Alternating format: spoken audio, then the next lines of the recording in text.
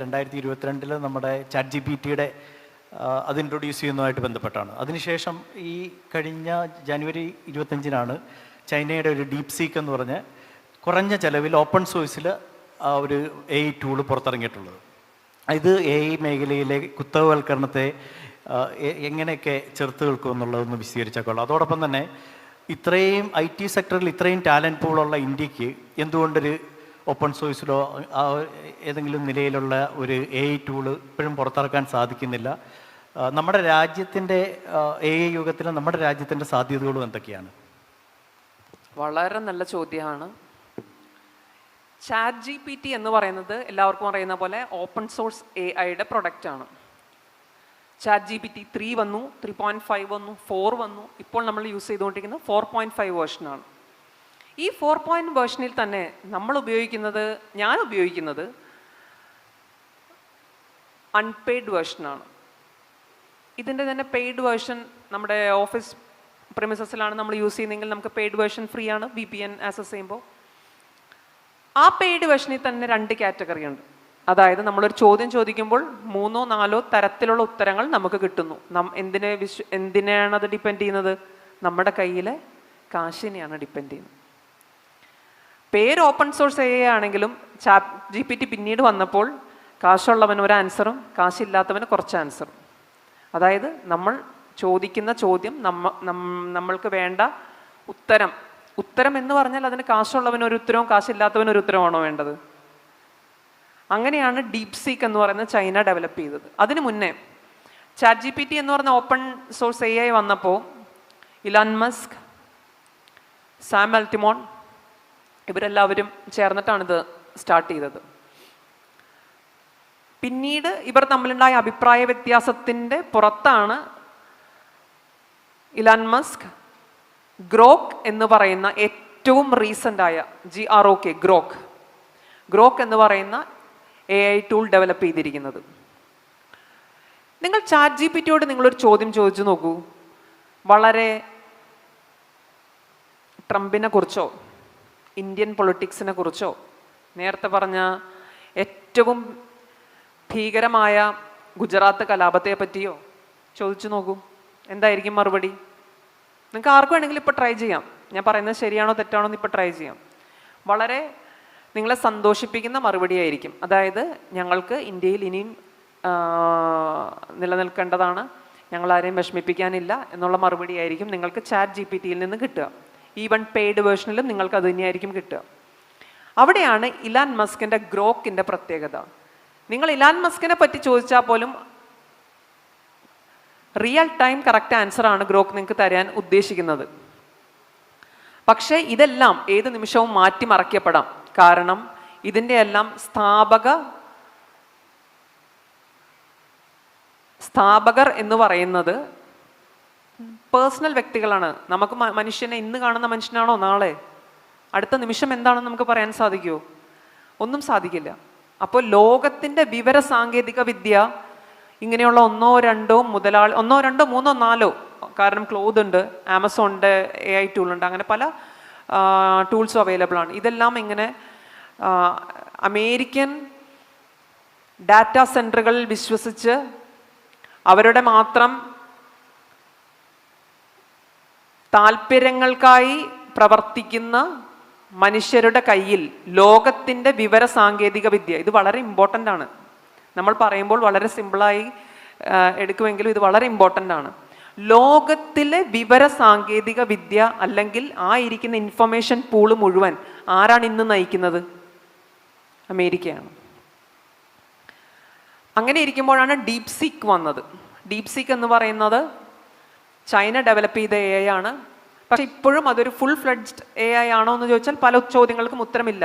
പക്ഷേ ഉത്തരങ്ങളുണ്ട് താനും. കാരണം എല്ലാ AI ടൂളുകളും നമ്മൾ ഇന്ന് സംസാരിക്കുന്നതായിരിക്കില്ല നാളെ നമ്മൾ ചോദിക്കുമ്പോൾ കിട്ടുന്നത്. കാരണം ദിനം പ്രതി billions of questions and answers updated ആയിക്കൊണ്ടിരിക്കുന്നു. അതാണിപ്പോൾ ഡാറ്റ കളക്ഷൻ എന്ന് പറയുന്നതാണ് ഇപ്പോൾ ലോകത്തെമ്പാടും നടക്കുന്നത്. ഇപ്പോൾ പ്ലേസ്ഡ് ആയിരിക്കുന്ന ഏറ്റവും കൂടുതൽ കുട്ടികൾ ഇൻഫർമേഷൻ സയൻസിലും കമ്പ്യൂട്ടർ സയൻസിലും ഇലക്ട്രോണിക്സ് എഞ്ചിനീയറിംഗിലും ഇറങ്ങിയിരിക്കുന്ന കുട്ടികൾ ഏറ്റവും കൂടുതൽ ഡാറ്റാ സെൻറ്റേഴ്സിലാണ് ജോലി ചെയ്യുന്നത്. ഡീപ് സീക്ക് എന്ന് പറയുന്നത് ഇന്ന് ചൈന ഒരു ഫ്രീ AI ടൂളായിട്ട് ഡെവലപ്പ് ചെയ്തിട്ടുണ്ടെങ്കിലും നാളെ എന്ത് എന്ന് നമുക്കറിയില്ല. നാളെ ചൈന എന്ന് പറയുന്ന ഒരു രാജ്യം അവരുടെ ഇൻഫർമേഷൻ പോളിസി മാറ്റിയാൽ എന്ത്, നമുക്ക് ഉത്തരം പറയാൻ സാധിക്കില്ല. ഇനി ഇന്ത്യ AI ടൂൾ എന്തുകൊണ്ടാണ് ഡെവലപ്പ് ചെയ്യാത്തത്?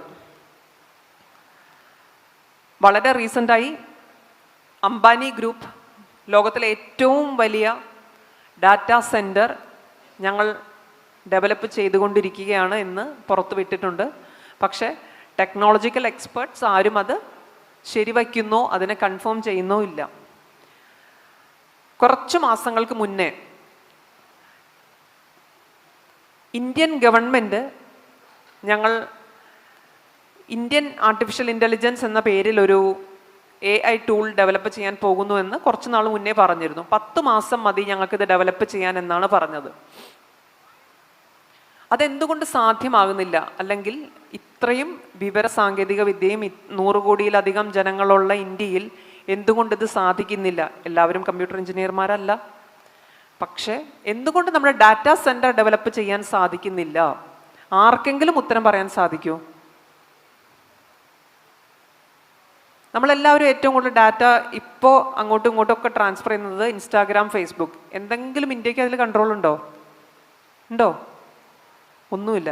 ഇന്ത്യക്ക് സ്വന്തമായിട്ട് എന്താണുള്ളത്?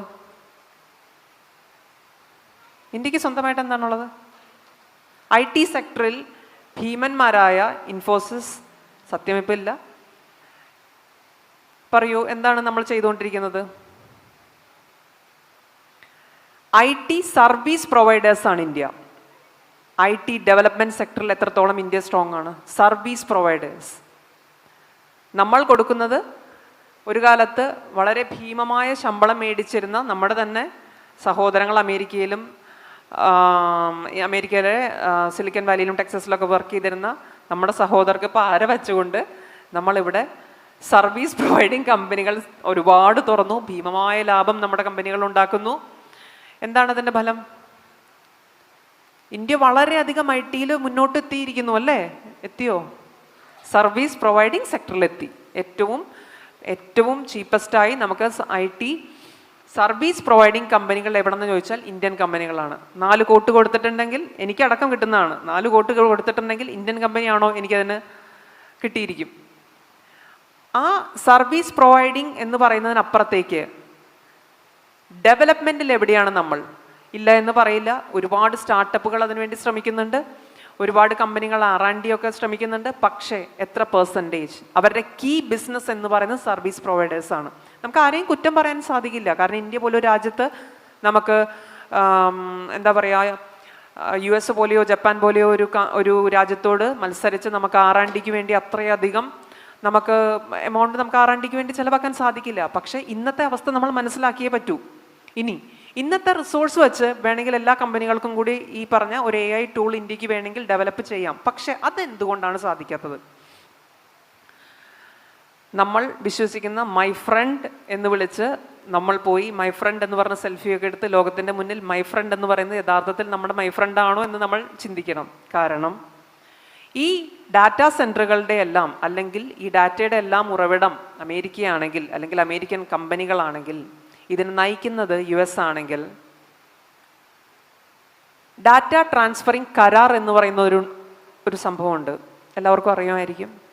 അതിന് 3 ടയേഴ്സായിട്ട് അത് ഡിവൈഡ് ചെയ്തിട്ടുണ്ട്. Tier 1, tier 2, tier 3. അതിൽ ടയർ 1 രാജ്യങ്ങളാണ് സൗത്ത് കൊറിയ, ജപ്പാൻ, US. അതായത് അവർക്ക് എല്ലാ ഡാറ്റയും അങ്ങോട്ടും ഇങ്ങോട്ടും ട്രാൻസ്ഫർ ചെയ്യാം. അവർക്കതിന് യാതൊരു പരിമിതിയില്ല. അവർ ചോദിച്ചാൽ കൊടുത്തിരിക്കണം. സൗത്ത് കൊറിയ ചോദിച്ചാൽ കൊടുത്തിരിക്കണം, ജപ്പാൻ ചോദിച്ചാൽ കൊടുത്തിരിക്കണം, തിരിച്ച് US ചോദിച്ചാൽ കൊടുത്തിരിക്കണം. നമ്മൾ ടയർ 2 രാജ്യങ്ങളാണ്. അതാണ് ഞാൻ പറഞ്ഞത്, മൈ ഫ്രണ്ട് എന്ന് വിളിച്ചാൽ മൈ ഫ്രണ്ട് അല്ല. നമ്മൾ കാണുന്നതെല്ലാം ശരിയാണെന്നൊന്നും വിശ്വസിക്കരുത്. ടയർ 2 രാജ്യം എന്നാൽ റെസ്ട്രിക്റ്റഡ് ആക്സസ് ആണ്. അവർ പറയുന്ന ഡാറ്റ നമ്മൾക്ക് ലഭ്യമാകും. വിച്ച് മീൻസ് നമുക്ക് നമ്മുടേതായ ഒരു ഡാറ്റാ സെൻറ്റർ ഡെവലപ്പ് ചെയ്യാൻ, ഒരു AI ടൂൾ ഡെവലപ്പ് ചെയ്യാൻ പരിമിതികളുണ്ട്. ഇപ്പോൾ ഇതിന് ഉത്തരം കിട്ടിയിരിക്കും എന്ന് ഞാൻ വിശ്വസിക്കുന്നു. ഇനി ചൈനയുടെ ഡീപ് സീക്കിനെ പറ്റി ഞാൻ പറഞ്ഞു. ഇപ്പോഴും പോരായ്മകളുണ്ട്. പക്ഷേ എനിക്ക് ഷുവറാണ് അവരതും അതിനെ മറികടക്കും. കാരണം